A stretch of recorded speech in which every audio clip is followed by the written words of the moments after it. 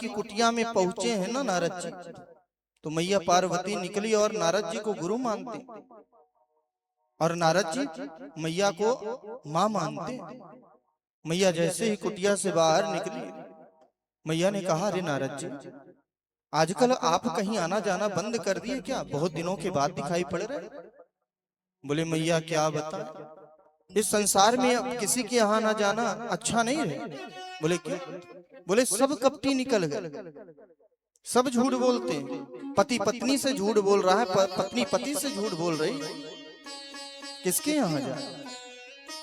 मैया पार्वती ने कहा, अरे नारद जी, आपको एक बात बता, हमारे जो भगवान भोलेनाथ हैं ना, वो आज तक हमसे किसी प्रकार से कपट नहीं किए, हमसे न लड़ाई की न झगड़ा की, और यहाँ तक कि गोपनीयम गोपनीयम गोपनीयम प्रयत्नतः, जो गुरु मंत्र भी भगवान को मिला है, समाधि लगा करके ध्यान लगा करके देखते हैं, तो जिन भगवान का दर्शन होता है उनका आकर के वर्णन सुनाते हैं हमको, हमसे कोई बात छिपाए।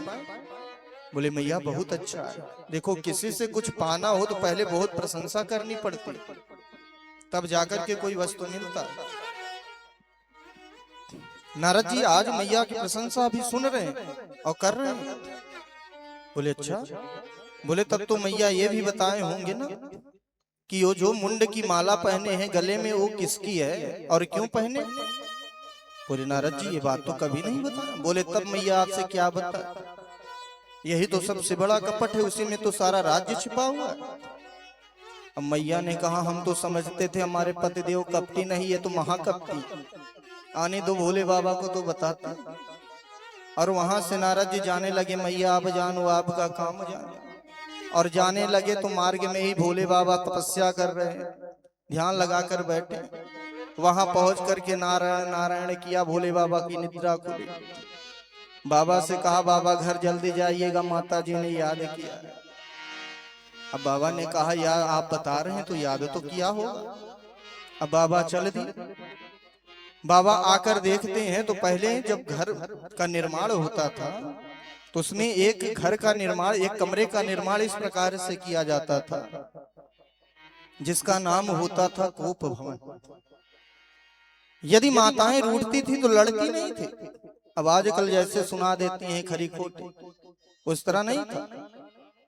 उसी कोप भवन में मलिन वस्त्र धारण करके, अपने केसों को खोल करके, सारे गहने आदि उतार करके,